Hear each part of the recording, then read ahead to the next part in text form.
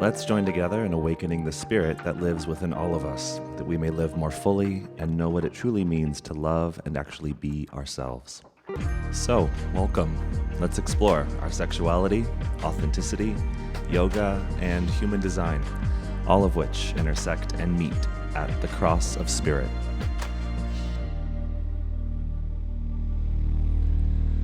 Hello and welcome back. This is the Cross of Spirit. I'm your host, Rocky Heron, and here we are. It's episode 4, which means this is a real thing.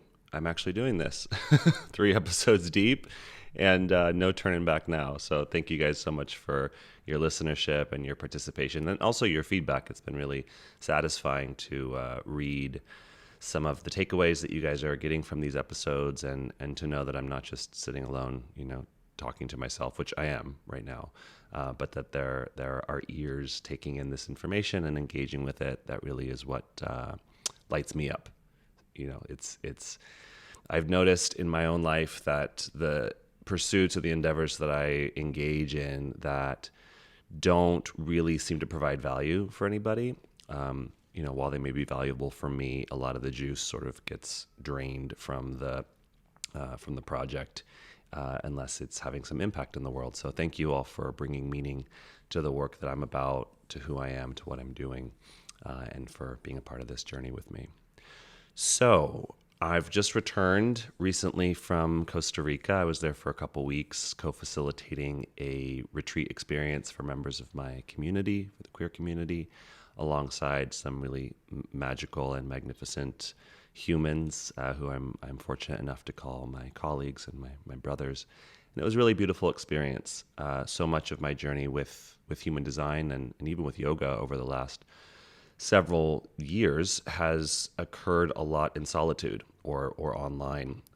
The clients I work with and the classes that I film have not necessarily been so consistently shared in person, in community. So that is a really beautiful experience for me to really get to feel how my aura impacts others and how I'm impacted by the aura of others. So it was really sweet to get to be in such a beautiful place and collecting and connecting with so many beautiful souls, and really to get to feel the impact of this work that I'm about right now.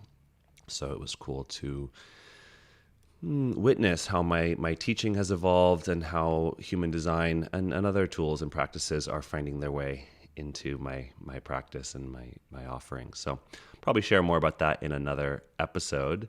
I did want to use this episode to talk about a subject that's really significant when we talk about human design, and really just when we talk about what it means to be a human, and that's the subject of conditioning. I felt it fitting as many of you might already be home for the holidays or with family for the holidays.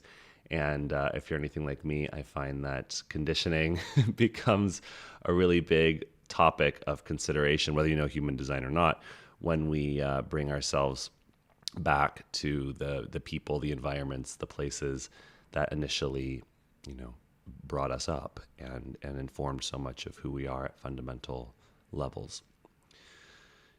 When I do these episodes, it's important for me that I practice what I preach. I'm a generator and I'm a 6-2 profile. That makes me a role model by design. And it's always really uncomfortable for us role models if we're not practicing what we preach. The shadow is that of the hypocrite. So I had to go back and listen to last week's episode on frustration as a generator, because I recently went through quite a big surge of mastery, of satisfaction, being in Costa Rica and getting to play a role in the process of all of our retreat attendees, and just get to kind of grow and up level in my own capacity and my own understanding, and in my own embodiment. And now coming home, there's been a little bit of a plateau, just sort of hitting that resistance when you get back into the daily swing of things. And so, for those of you that listened and shared your feedback with me about how you navigate those cycles of surge and plateau, I'm right there with you, but grateful to have, some increased awareness and skill to navigate these cycles, so to speak. So conditioning, I feel like I give this disclaimer every week, and I probably will keep giving this disclaimer. I am relatively new to the world of human design, having only found it in, I guess it was April of this year. And, in the traditional design community, it's a pretty agreed upon fact, I guess, that conditioning or deconditioning rather occurs in sort of 7-year cycles, meaning, until you've been in design for 7 years, that's really when you get to experience the first kind of milestone of what it means to be operating correctly as yourself, because it's often offered that the cells of our body regenerate every 7 years. So, if you're going through this process of deconditioning, certain cells are dying off, new ones are being created, and they're being imprinted or conditioned or informed by who it is you are being. And so it takes 7 years to kind of craft a new version of yourself based on the choices you're making today. My understanding of how that operates is that a lot of the cells in the body do regenerate every 7 years, and there are some that take longer and some that we have for our whole life. So, take some of that with a grain of salt, I suppose. But more broadly, I'll say, clearly, I've not been in design for 7 years, and so I can't really speak to what happens after a 7-year cycle of deconditioning. I will say that while I've only been in design for less than a year, when I think about the trajectory of my life and what I've been up to for most of my life, and certainly my adult life, it's been a lot of deconditioning. From yoga to meditation to EFT. I'm a practitioner of an energy modality called Body Talk, and so many other techniques and tools that I've invested in over the years have all been acquired and practiced with this aim of helping me and others come back into resonance with our authentic self. So deconditioning is not something that's new for me. However, deconditioning through the lens of human design and really the blueprint that offers to give us insight about the ways in which we're conditioned is new. So as I often say with these podcasts, I'm still very much in my own journey and my own process, which likely means that in going back and listening to the information that I share here, I will more than likely find not flaws, but find updated understanding over the days, weeks, months, years that I'm engaged in this process. So my goal, as always, is just to share where I'm at, what my current level of understanding is, and welcome you on the journey along with me. So along those lines, especially for this episode, I really do recommend that you are somewhat familiar with your body graph chart. I think it'll give you more insight as to how to kind of navigate and make sense of what I'm sharing. You're invited to go to humandesignwithrocky.com. You can get a free printout of your body graph, and you can go along this journey, go through this episode, following along with your unique design.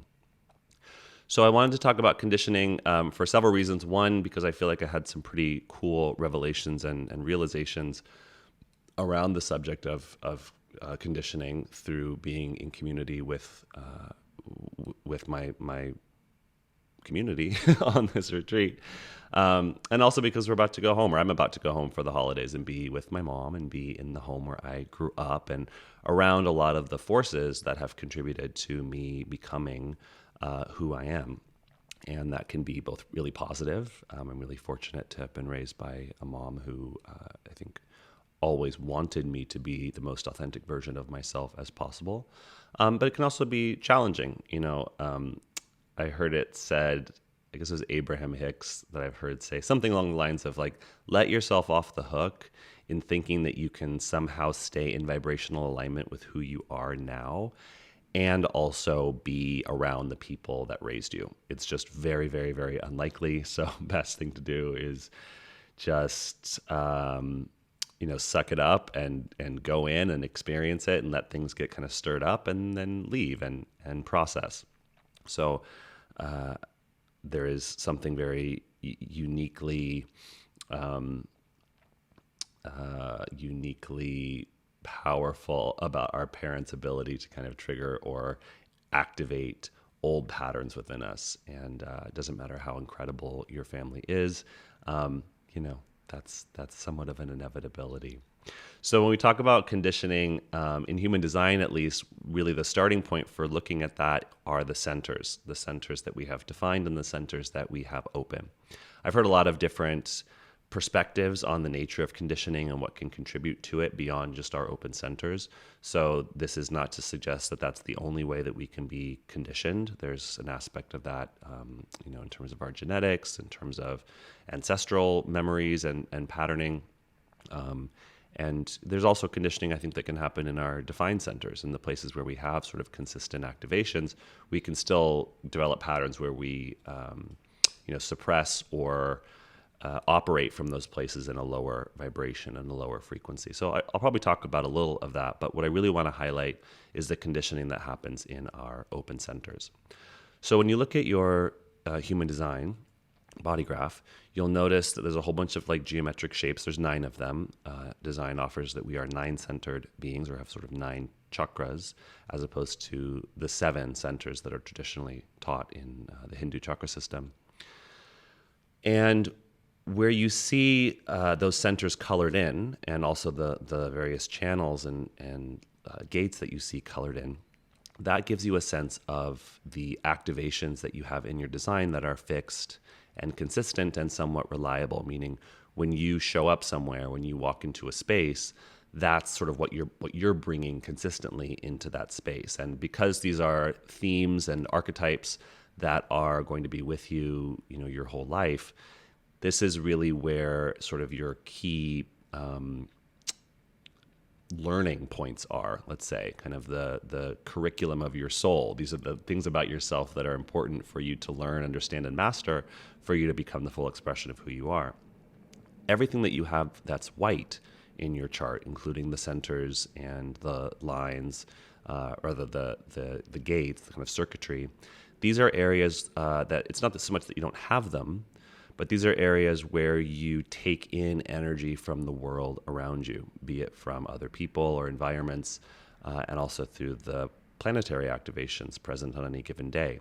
And so because you're taking in energy in these centers and you experience, a wide array of variability in these centers, these are places where you can acquire a tremendous amount of wisdom about the world around you. And in fact, it's offered that it's through our open centers that we're really able to teach the wisdom that we acquire about our environment, about the world, about other people.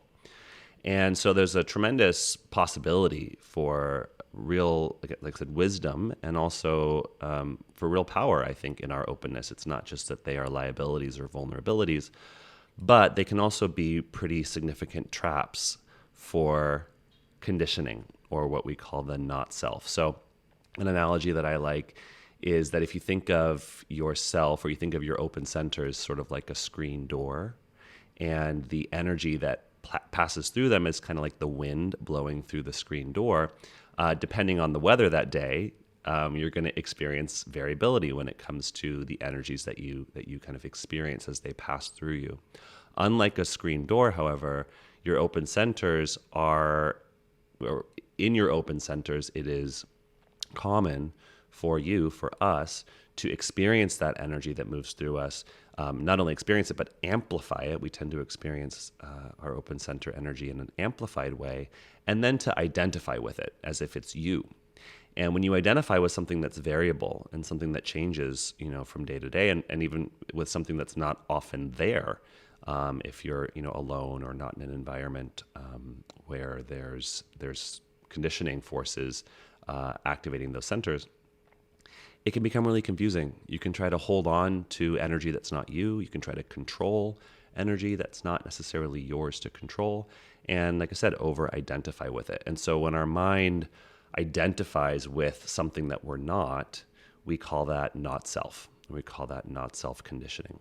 So I'll back up and just offer that really conditioning as a definition, as I guess my working definition for right now, is any way that we are telling a story about who we are or who we should be that is not true for us. Quite simply, we are pretty masterful at our capacity to program our mind to look for evidence about whatever truths we're telling ourselves. I believe it's the reticular activating system in the mind that when you kind of imprint or program in a belief or even just a thought pattern or a perspective, we tend to then get oriented to see evidence of that everywhere. It's like if you've ever been contemplating buying a particular car or a particular color of car, you might start noticing that car everywhere. It's not that there's more of those cars all around, it's just that you've programmed yourself to look for that. And so without knowing it, without realizing it, we often acquire or adopt a narrative about who we are that limits us. And then we can kind of get stuck in that narrative because our mind then looks for lots of proof to prove that that narrative is true. So the process of deconditioning is really the process of letting go of the old story of who it is you were told or who it is you told yourself you were, and to begin to craft a more empowered narrative about who you are, about your role in this entire cosmic dance, and about what it is you're really here to do or to be. And that process takes time. I think there are ways that we can expedite that process through the various tools, many of which are tools that I practice or facilitate. Maybe I'll share more of those at the end.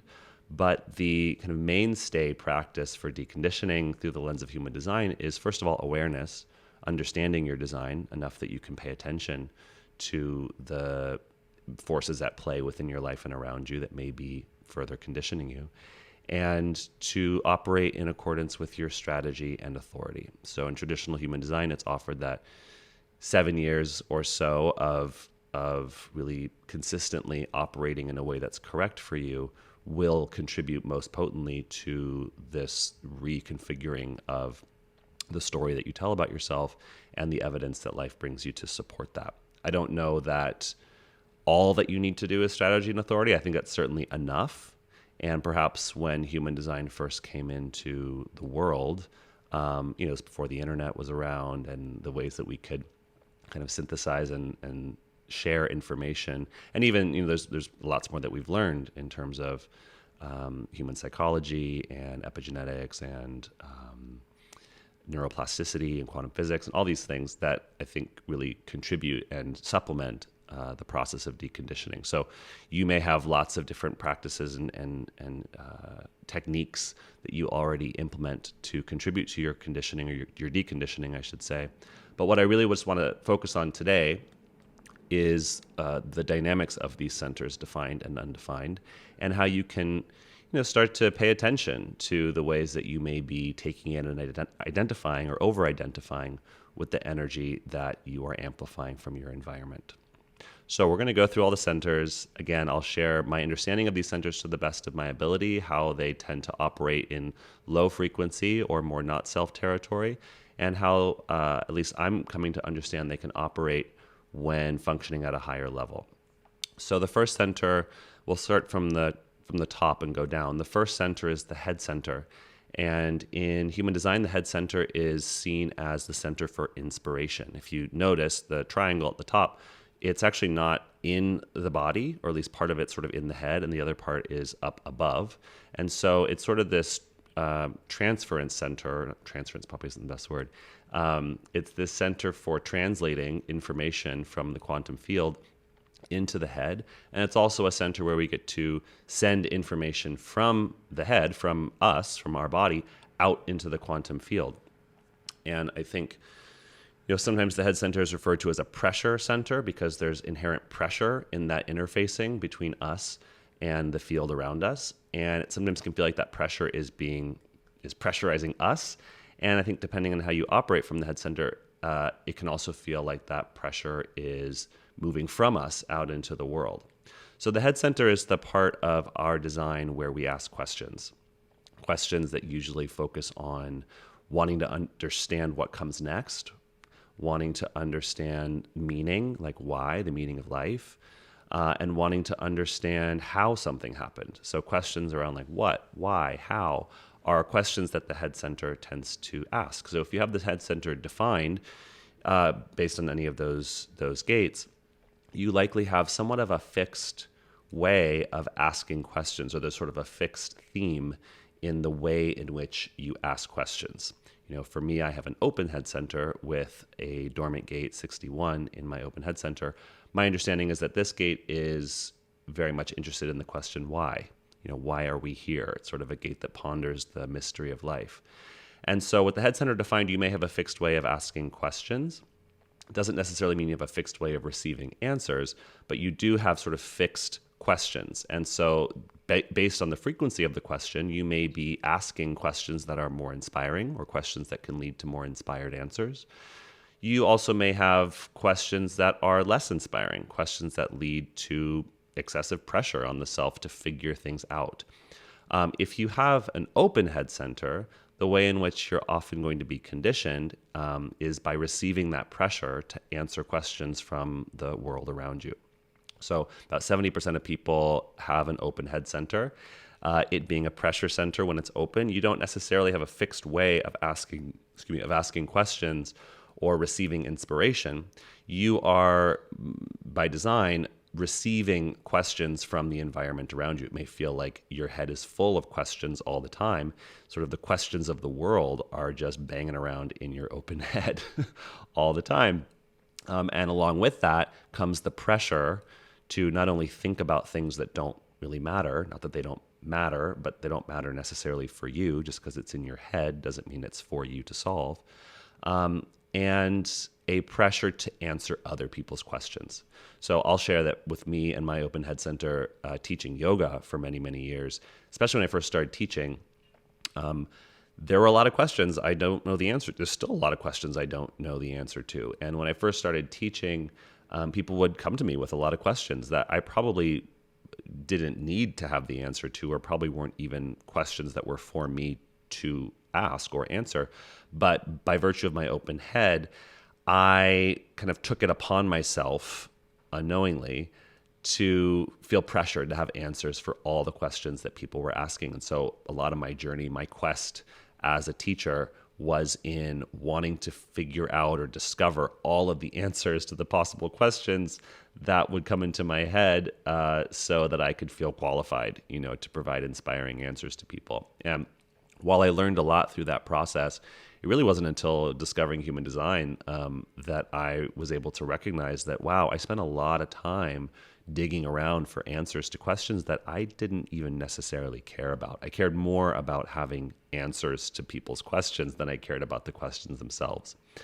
Over the years, even before design, but certainly since, I've become much more discerning, not just in the context of my classes, but also in my relationships, with really recognizing when somebody asks a question, whether it's to me or whether it's just around me, or whether it might even be just when someone's thinking a question around me, that I can pause and really ask myself, is this a question that I want to ask? Is this a question that I want to join in asking? As opposed to, do I need to find an answer to this question? I'm much more oriented now to using my open head center, not so much as a funnel for the questions of the world and pressure to answer the questions of the world, but as a means to hopefully calibrate other people, including myself, into more inspiring questions. So because I don't have a fixed way of asking questions, I take in the questions that other people are asking, and I can feel if that question is inspiring or not, or if that question is likely going to lead to an inspiring answer. Questions like, why does this always happen to me? What's wrong with me? What am I going to do with my life? Where are we going? What's the worst case scenario here? Those are not really questions that inspire me. And yet I hear people asking those questions all the time. And sometimes I even ask those questions of myself when I take them in from the world around me. So more inspiring questions, things like, why am I so blessed? Why is everything always working out for me? What would be the most satisfying use of my time? Why is it okay to rest and not always be pushing? These are questions that I don't necessarily have the answers to, but I trust these days that a really potent, really inspiring question, when released into the quantum field, can show up in my life in the form of an answer as I follow my unique strategy and authority, which is to wait to respond and see what life brings me. So sometimes the answers come in the form of a person, something I see on my phone, When I program that part of my brain with the question, I'm able to pay attention to the answers when they show up. So conditioning of the open head, pressure to think about things that don't matter. Pay attention to this when you're home with your family. If you are, I notice that oftentimes when I share something with my mom, like, hey, I've just started a podcast. Her first question, well-meaning, but her first question to me is, how are you going to make money doing that? And I'm like, oh, I don't know. Maybe I got to fit. And then I'm like, wait a second. That's not my question. That's not the way that I would ask that question. Perhaps a more inspiring question is, why do I want to start a podcast? What do I enjoy about podcasting? What do I want to share on this podcast? How can I find a sustainable way to offer this podcast in a way that accurately, I've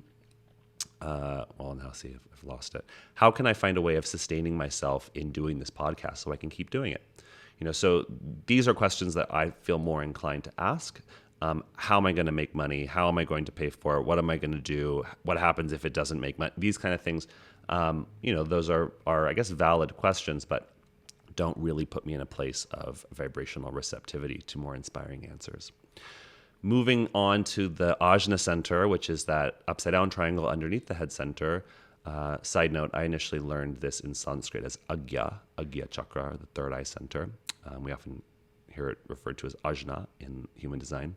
But the Agya Center is the center for ideas and for perspectives, for opinions, and to a certain extent for certainty. So people that have a defined Ajna, based on the gates and the activations you have there, you have somewhat of a fixed way of seeing things, or a fixed way of kind of formulating answers, or a fixed way of receiving insights, or a fixed perspective. Doesn't mean that your perspective needs to be fixed.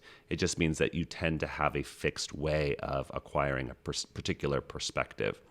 When you have the headset or the Ajna Center open, which I do, my Ajna is completely open, you are by definition very open-minded. You don't necessarily have a fixed way of seeing things, or a fixed perspective, or a fixed sense of certainty about much of anything.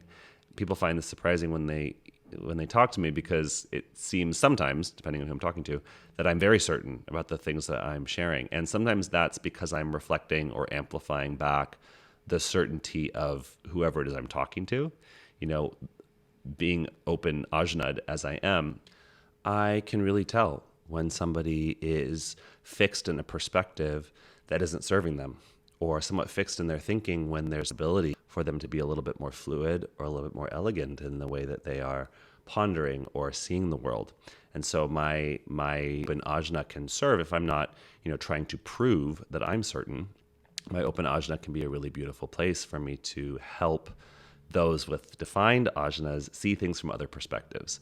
And I think one of my strengths as a teacher over the years has been my ability to synthesize lots of different opinions, lots of different perspectives into perspectives that I think are a little bit more diplomatic, or a little bit more encompassing of the full range of possibilities.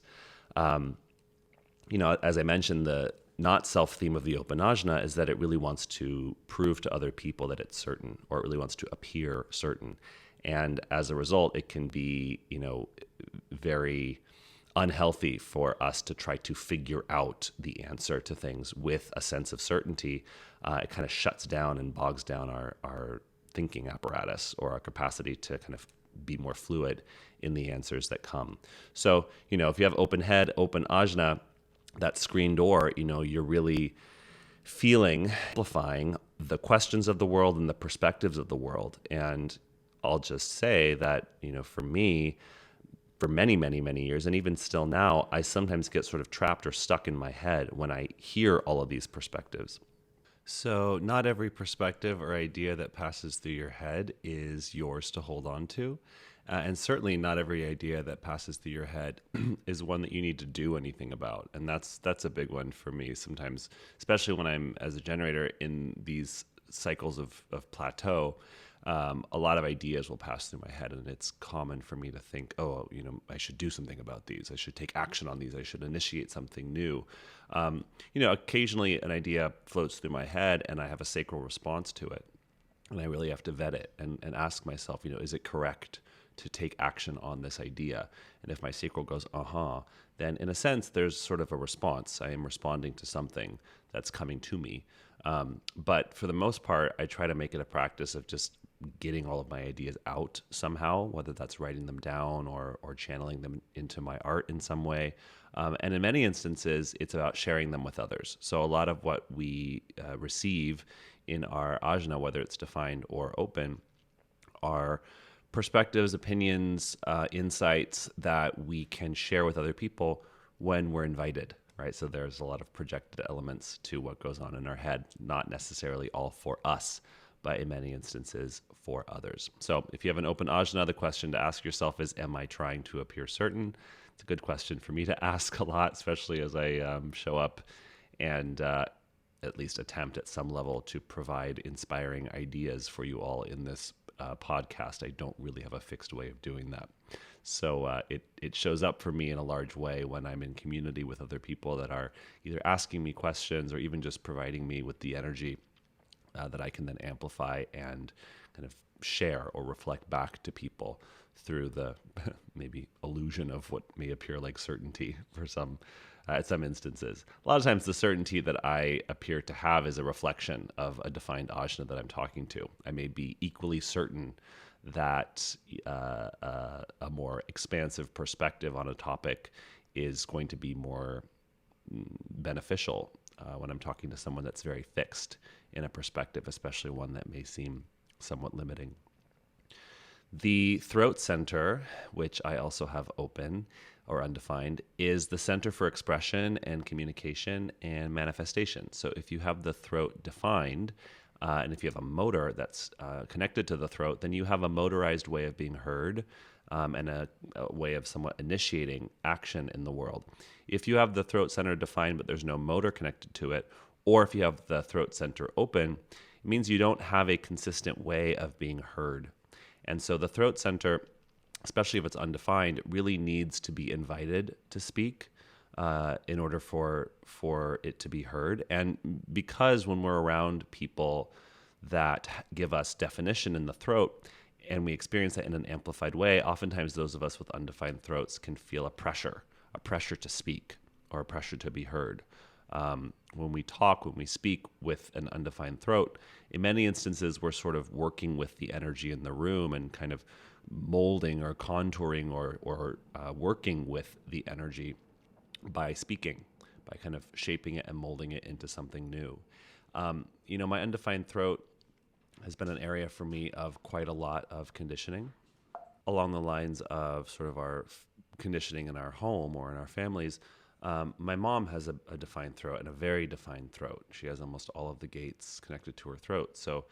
And she's a manifesting generator. So she has a motor connected to her throat. And growing up around her, I was in a conditioning field that gave me throat definition. And so I felt very heard and very seen and very celebrated for what I had to share growing up, which I'm very grateful for.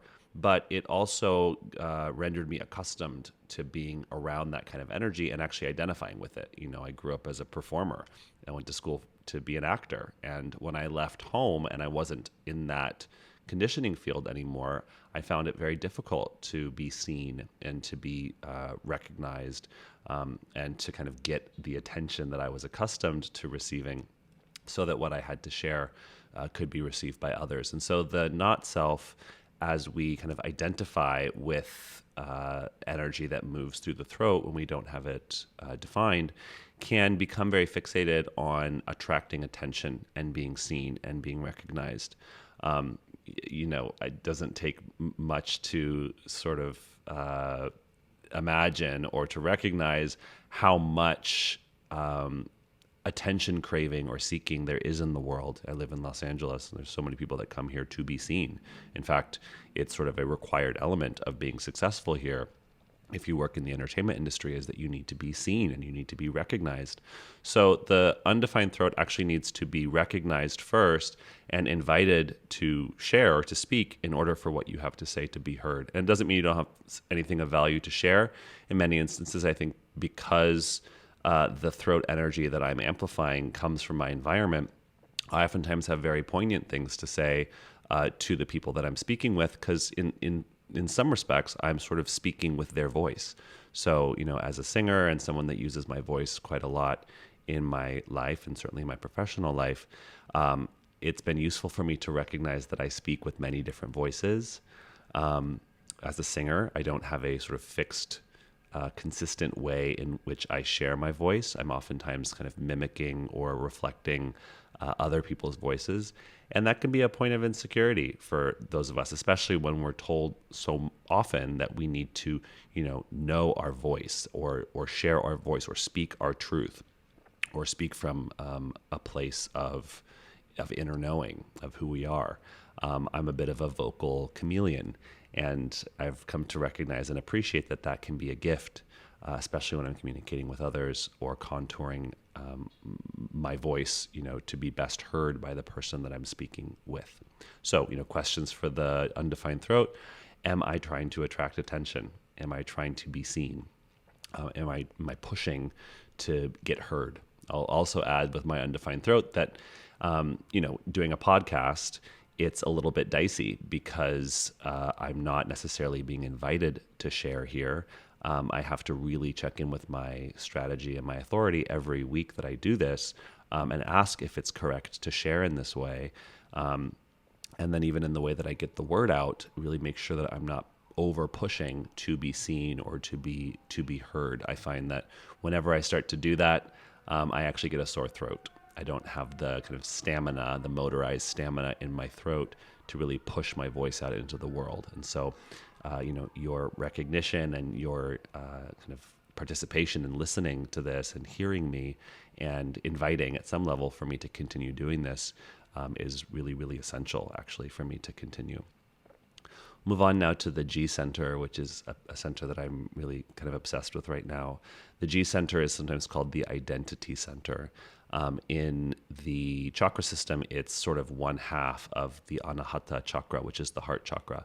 But it's the part of our hearts that are oriented to our sort of identity, to our direction and purpose in life, and also to themes surrounding love and lovability. When you have the G Center defined, in a sense, you have sort of a fixed identity. Doesn't mean that you always recognize that or you don't ever feel kind of lost, but some of that can also be conditioning for the defined G. So those of us with defined G, I actually do, we get to a center that I do have defined. We have somewhat of a fixed way of being in the world, a fixed way of seeing ourselves. For us to be authentic really means to accept who we are and not over, compensate or try to change or kind of work on being something other than we are. The defined G Center really needs a lot of acceptance in order to feel safe to be itself. And that's really what the G Center kind of orients us to. In design, the G Center also houses what's called the magnetic monopole, which is responsible for attracting things into our life. It's sort of where the law of attraction lives. And so when our hearts are operating at a low frequency or a low vibration, or we're kind of calibrating our hearts to thoughts of fear or, low vibration questions, it can impact what it is that we actually call into our lives. Folks with the G Center undefined, and this is kind of a complex one I find, don't have a fixed identity. And we live in a world that is so obsessed, from what I see and what I feel, with everybody really knowing who they are, having a strong sense of self. And then you add that to social media and, your brand and your kind of personal vibe and flavor. And with an open G Center, when you're somewhat of a chameleon and you are taking in and amplifying the identity of others, it can be very destabilizing. And it can render you somewhat fixated on feeling loved or finding love, and on finding purpose, finding direction in your life. The Open G Center, from what I found in my hangouts with folks, the Open G Center really operates with these themes of authenticity and love. So when someone with an Open G Center is in an environment with people who really love themselves, right, and have a clear sense of who they are or are acting, very authentically, the Open G Center takes that in and amplifies it and can feel very at home in those communities. The open G center, when it's around people that are really not, healthy in their sense of self-love, and not just self-love, but there's many other aspects to love of their body, kind of the unconditional love of spirit that moves through them, love of humanity, or are acting out of alignment with who they actually are, being inauthentic. The open G center can also take that in and amplify it and reflect that back. And so the people that you surround yourself with an open G center, and also the environments that you're in, are really, really essential for the undefined G to feel a sense of self, or to feel kind of at home in themselves. So if you do have an undefined G center, good to ask yourself, am I sort of fixated? Have I become fixated on proving my lovability to myself and to the world, and kind of figuring out who I am? It's not that you have to figure out who to surround yourself with or figure out where to live. Again, it comes back to strategy and authority, this notion that if you are operating in a way that's correct for you based on your type, that your life path will bring you into environments and surround you with people that are most suitable for you, sort of calibrating into your authenticity and into your authentic direction. So know that if you have an open G center, you can become very wise about love. You can become very wise about authenticity. These are things that you're really studying with every person that you talk to.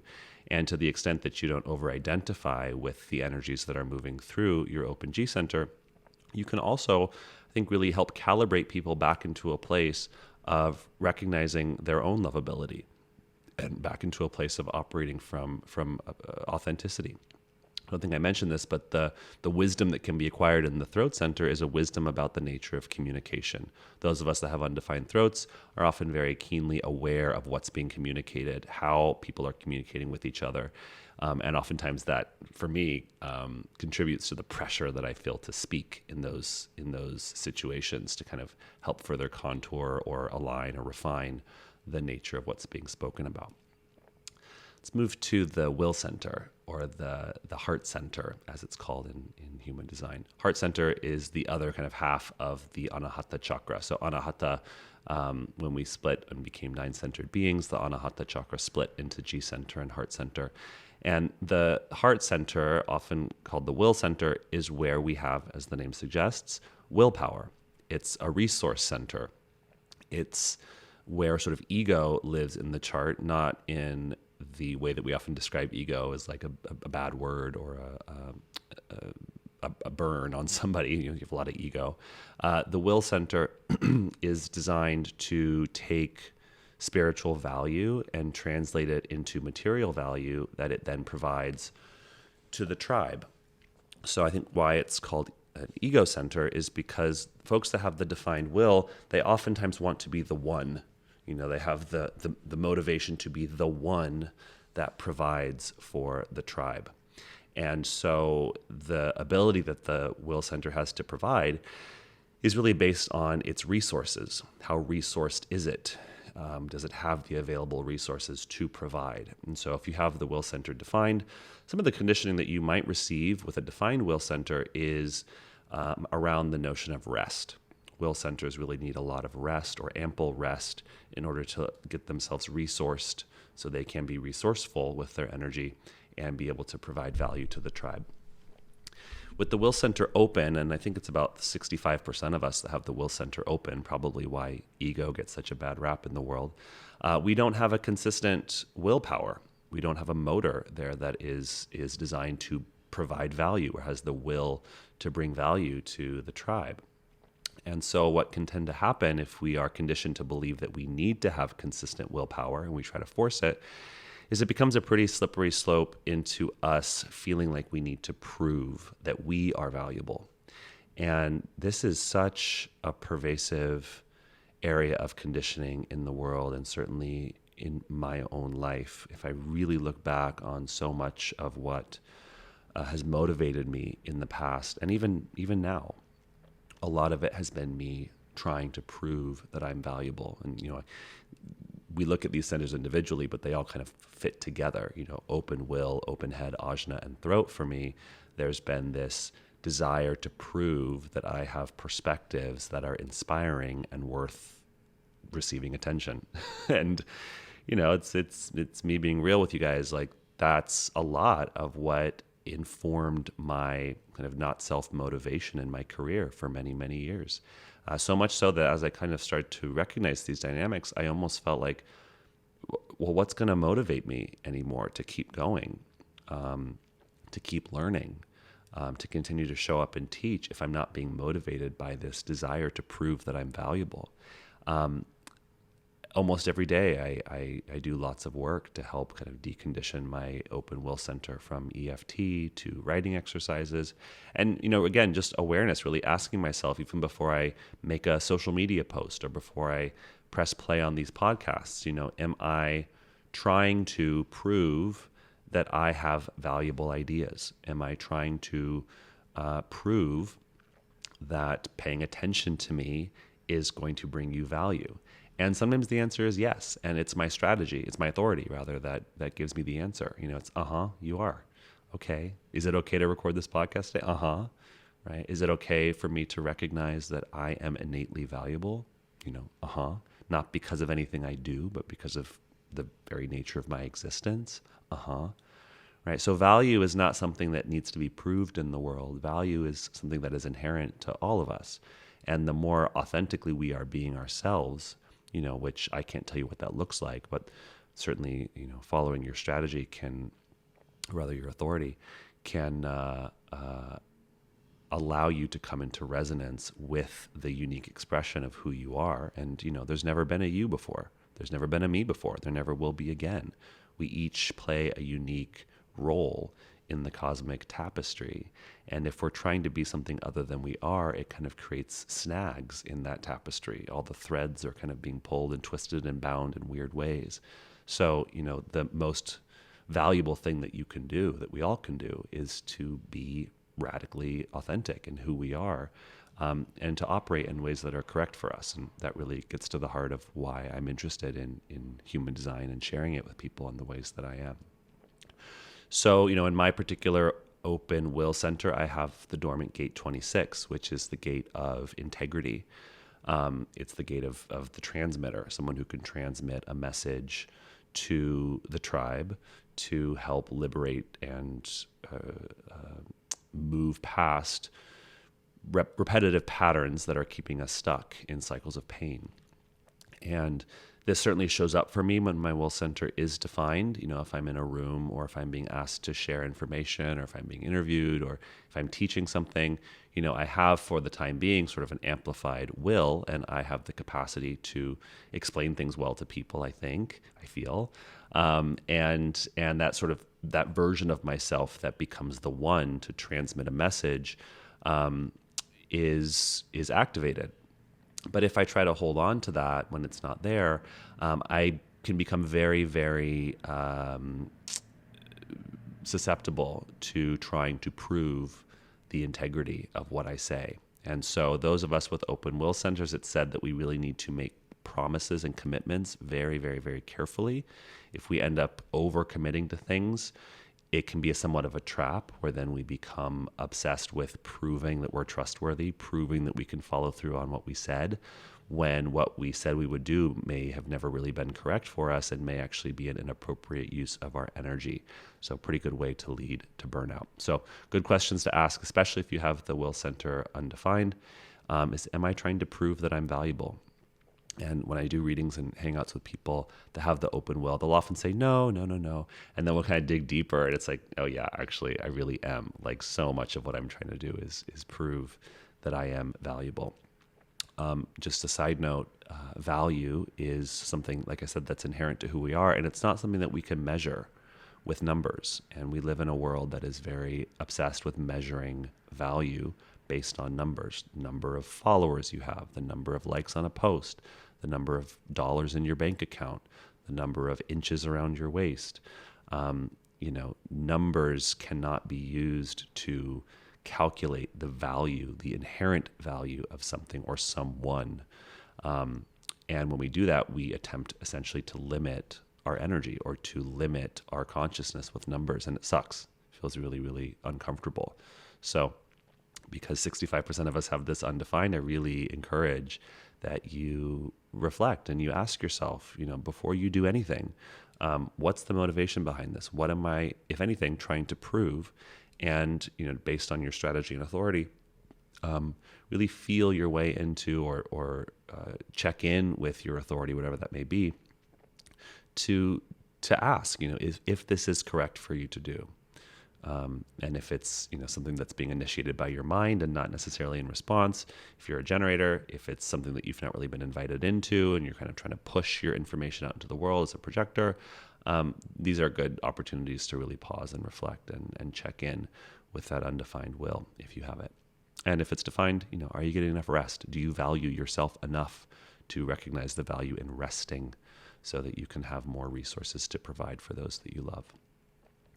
Let's move on now to the emotional solar plexus. This is a doozy. The emotional solar plexus is one half of the Manipura chakra in the Hindu chakra system. So Manipura, the third chakra, splits in two in human design, and we have the Splenic Center and the solar plexus, emotional solar plexus. And 50% of people have this defined. The other 50% of us have it undefined. It's also an open center for me. If you have the emotional solar plexus defined, you are somebody who experiences a somewhat consistent frequency, a wave, if you will, of creative energy or of emotional energy that moves through you in cycles of highs and lows. So the high ends of the emotional wave, or the creativity wave, can feel like exuberance, ecstasy. Sometimes it can feel like a bit of mania, depending on how you're operating within your own wave. Hope, pleasure, and the lower end of the emotional wave can feel like the opposite, despair, melancholy, moodiness, pain.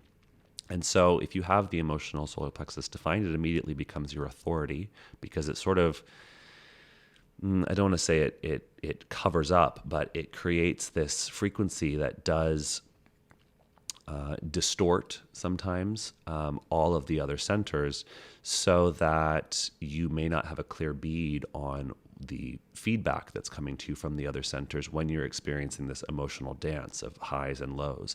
And so the emotional authority really is not designed to be spontaneous or to achieve clarity in the moment, in the now. The emotional wave really needs to be ridden and skillfully kind of maneuvered in a way that's somewhat graceful in order for us to, or those of you that have this defined, in order for you to arrive at clarity over time. So some of the conditioning that can happen in a defined emotional solar plexus is you can be conditioned to feel like you need to be more spontaneous or have definitive answers for things or clarity about things in the moment, when that's not really correct for you. Probably talk more about that center in another episode. But for those of us with the open emotional system, we are really the emotional empaths of the world. We feel and take in and amplify the emotional waves of the world around us, or of our partners, or of our family, or the people in our environments. And I'll tell you, as someone with an undefined emotional center, the emotional energy of the world is pretty chaotic. The emotional types have really never been taught to embrace and to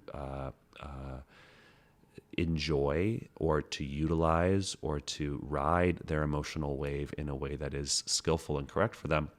A lot of them have been, conditioned by probably those of us with open emotional systems that their emotions are a problem and they need to figure them out, and they need to medicate them or go to therapy for them or calm them down or cheer them up, and all these ways that we try to kind of fix, quote unquote, the emotional energy of the world actually seeks or serves to slow down the emotional wave of others. So they spend more time trying to hold on to the highs, more time trying to figure out and fix the lows, and less time in that neutral zone, that baseline frequency where the emotional wave is relatively calm. And that's really the place where clarity arrives for the emotional types.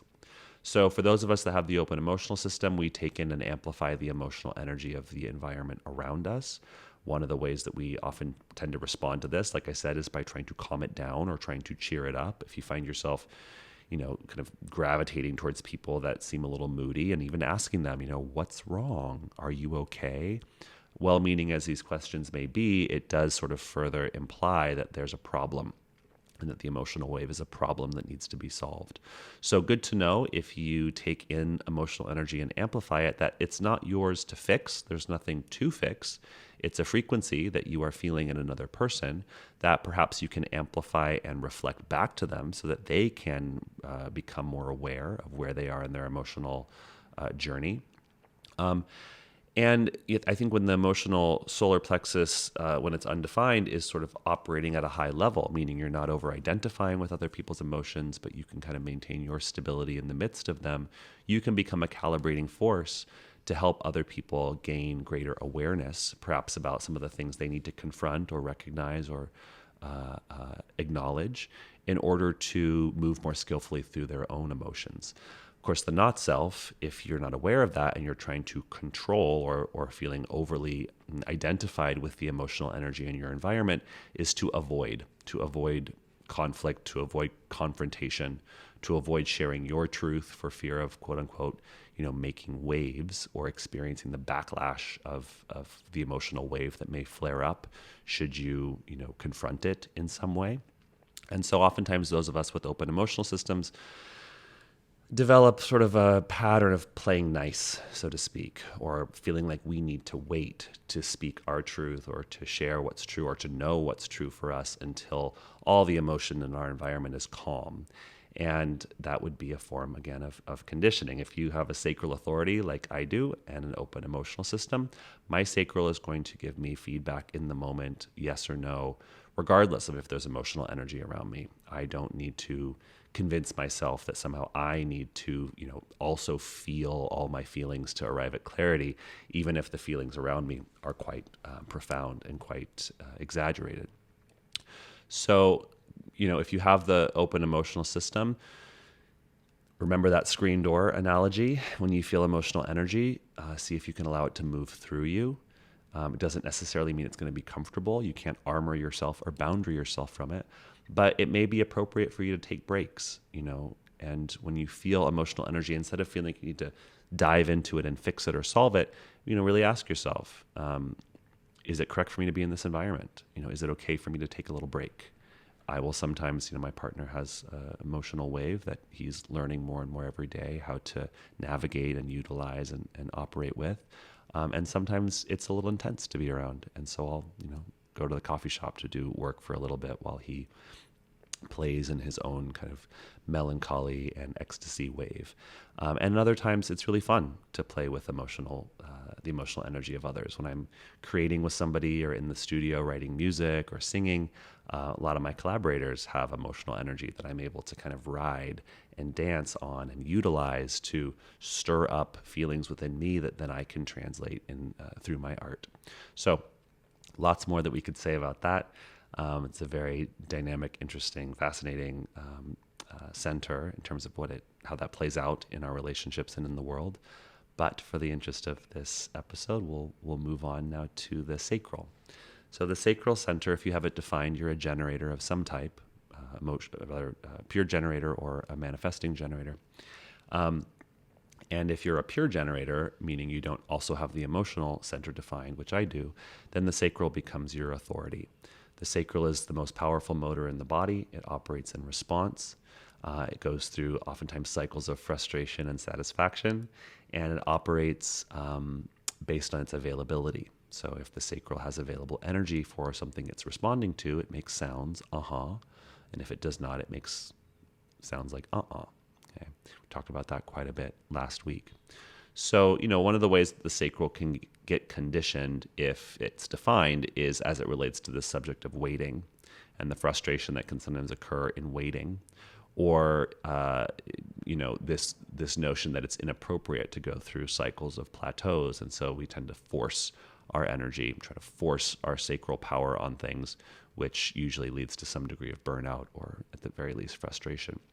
When the sacral is open, someone has an open sacral, you are somebody who is literally taking in and amplifying the life force energy on the planet, which is in large part generated by us generators, who, many of whom are sort of stuck in cycles of exaggerated frustration.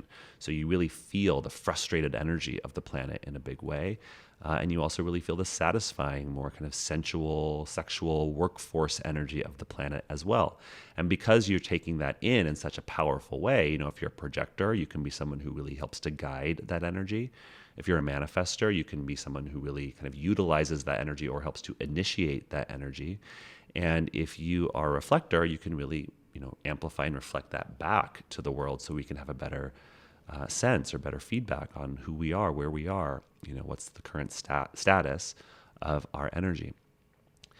That said, because, we really put a high value on our ability to work and to hustle and to build, and even to express our sexuality, when you have an open sacral, it can be very, very difficult to, for what it's worth, I don't have this open, so I'm speaking just from my understanding and from people I talk to, but it can become very difficult to really understand or identify with who you are in a consistent way versus this kind of burst of life force energy that you oftentimes receive when you're out and with people. And if you identify with that burst of workforce energy and you at some level think that you are supposed to have that consistently and try to hold on to it, you can really burn yourself out not knowing when enough is enough, right? And there's lots of different themes around that. But the overarching theme for the open sacral or the not self purpose of the open sacral is to not know when enough is enough and try to hold on to this energy that's juicing you up and keep it going. I know so many people that have open sacrals that are hooked on Adderall, any number of substances that, and not to say that that can't happen. If you have a defined sacral, I am evidence that that is possible. But because there's this sort of intoxication that can come with having a lot of energy that you can play with or build with or create from or work with or even enjoy sexually, you can become somewhat addicted. Really, all of the open centers are places where we can become very addicted to the energy that flows through them to the extent that we believe we should have them consistently. And so, it's important to ask yourself, whatever your authority is, check in when you're around sacral energy or you're trying to utilize it in your creative projects or whatever you're about, to ask, like, am I trying to push this? Is enough at this point?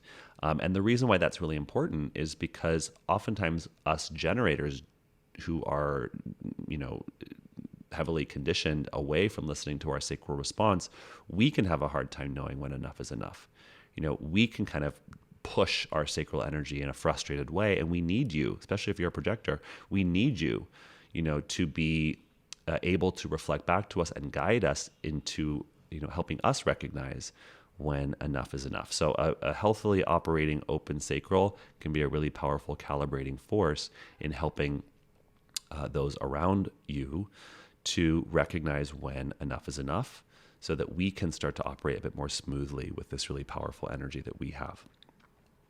And, again, along this notion of going home for the holidays, if you are an open sacral type and you grew up in a house full of generators, you grew up in an environment where you were sort of constantly being juiced through your sacral energy. And then you go out into the world and, it can just create a lot of really unhealthy patterns of trying to prove, again, that's sort of open will, but trying to prove that you have the sustainable energy to work, to build, to hustle, when the fact is you don't. And it's totally okay. We all have our certain role to play. Generators, we're here to build things. Projectors, we need you, valuing yourselves enough to rest so that your guidance can be received and you can help us, with the things that you see. Manifestors, we need you to initiate things for us, get things going, but we don't necessarily need you to be the ones to sustain them or build the infrastructure necessary to sustain them. You can leave that to us generators. All right, let's move on to the Splenic Center. I got 2 more centers to go. The Spleen Center is the center for instincts, for survival. It's an awareness center. It carries quite a lot of all the gates of the spleen have sort of a high vibration expression, which have to do with like sort of heightened instincts and awareness, and the lower vibrations, which deal with fear. And not to say that fear is always a low vibration. If you're I don't know, if you're walking down an alleyway in a city at night and you see a shadowy figure walking towards you with something in their hand, and you get a fear response that causes you to turn and, run in the other direction, or walk down a different street. That's a good kind of fear. It's the kind of fear that keeps us safe. But if you're just moving through your life and there's no clear and present danger in your environment, and you just sort of feel a steady fear or anxiety,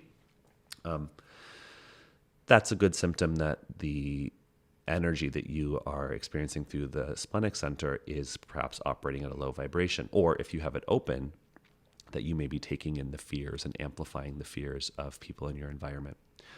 So I'll just talk about the undefined spleen, which, the spleen center is connected so much to our survival. It's the oldest center in the body. And it's also very kind of an existential center in that it communicates to us in the moment.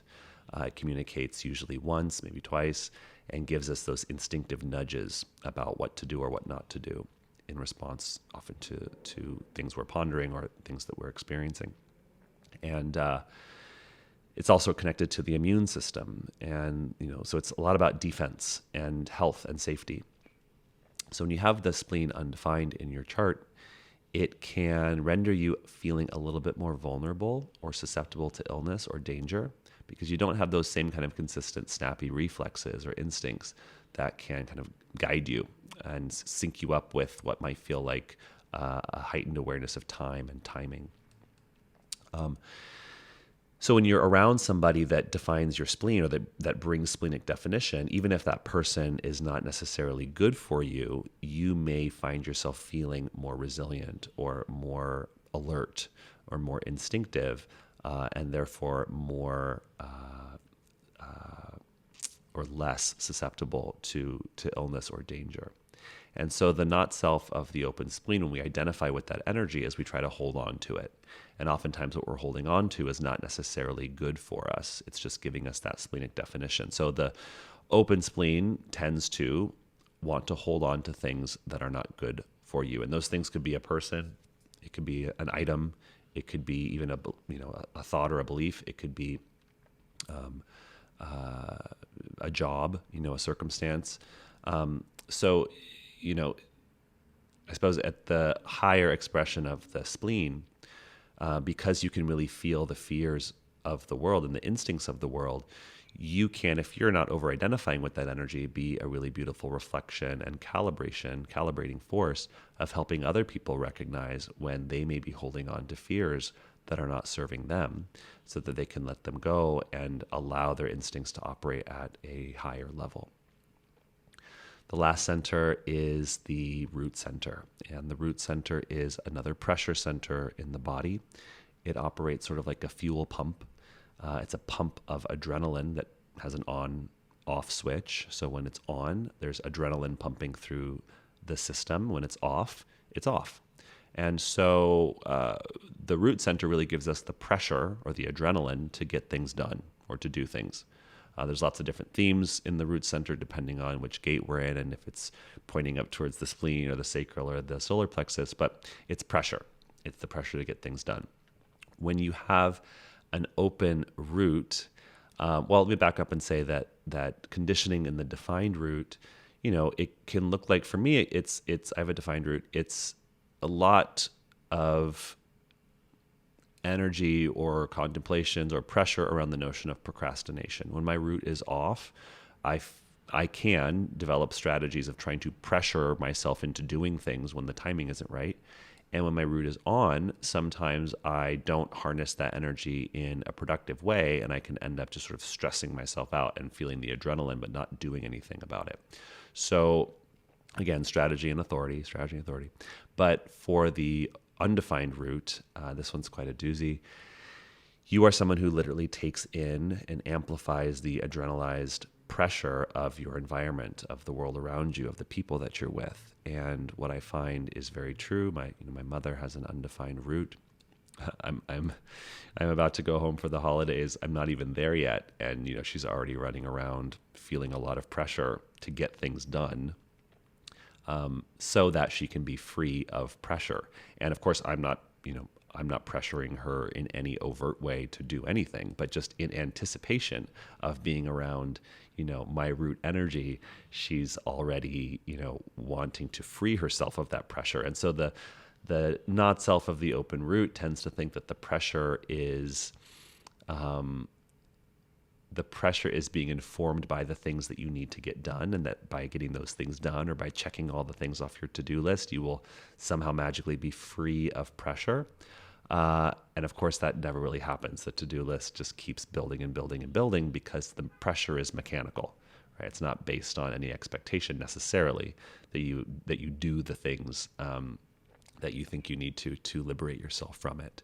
So that's sort of the not self of the open root, this sense of hurrying around to get things done to liberate yourself from pressure.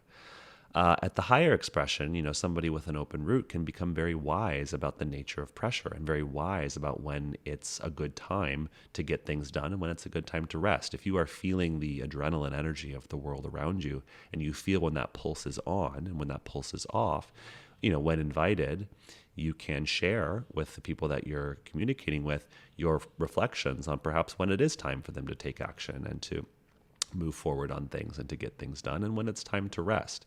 And even if you don't, share that with them through your words, it would seem that just being around somebody with a well-calibrated open root, you could be sort of a calibrating force to help bring people into vibrational alignment with their sense of right timing around the pressure that they feel to move things forward. So, open centers, quite a doozy. Of course, this is where we can be very, very vulnerable to conditioning. I think the first place for us to recognize and for us to really become aware of how we've been over-identifying with, the questions in our head, the perspectives that we hold or that we're trying to hold, our need for attention, our need to prove ourselves, our fixation on finding our direction and love in the world, our perhaps avoidance with drama or wanting to avoid confronting, people or circumstances where we may experience backlash, our difficulty knowing when enough is enough, our holding on to things that aren't good for us, and our sense of being pressured to get things done so that we can, be free of pressure. These are, archetypes of the human experience. Whether you have these centers defined or undefined, and almost all of you listening will have at least one of these centers defined. Some of you will have all of them undefined. I think you understand what I'm saying. Almost all of us have at least one center undefined. Very rarely do folks have all centers defined. But this is really the first place, I think, to begin our investigation of this deconditioning process. And fortunately, you don't have to do anything to decondition these centers beyond really following your strategy and authority, which can at least kind of take the pressure off a lot of these centers that have been trying to run the show, if that's not really where your authority is. But I do find that there are other ways that we can enhance and expedite the process of deconditioning. I share on my social media some of these techniques. EFT, emotional freedom technique, has been a really, really big one for me, really my whole adult life, but certainly since learning design. And when I go through EFT, a lot of it's done through prompts, questions, it's tapping. I'll straight up just say the not self theme of the open center. Even though I feel a pressure to answer questions that aren't mine, I deeply and completely love and accept myself. I've found that journaling and contemplative questions, especially kind of more wild mind writing, which is something that I learned from one of my design teachers, Ben Torre, is a really useful way to kind of enhance your awareness of ways that you might be operating from not self. So questions you could ask are, let's say it's the open throat. Am I trying to attract attention and recognition? And then I'll set a timer for 5, 6, 7 minutes and then just, stream of consciousness write with that question as sort of a topic of reflection. And then I go back and I read what I wrote and see if there's any nuggets in there for me to really glean wisdom from.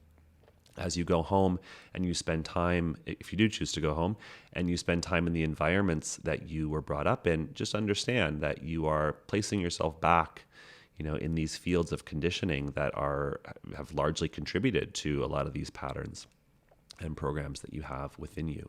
And while it can be, useful to attempt to do your best to operate authentically and correctly for yourself in these environments, I really encourage that you let yourself off the hook.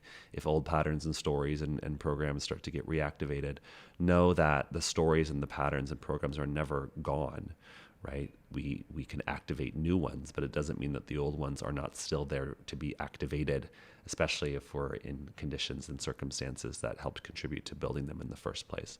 So be gentle with yourself. Be loving with yourself and those around you. Everyone's doing the best they can.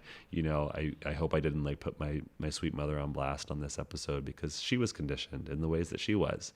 And, these tendencies and this lineage of conditioning and homogenization gets passed down, generation to generation. And, it's not always the most fun, but here we are.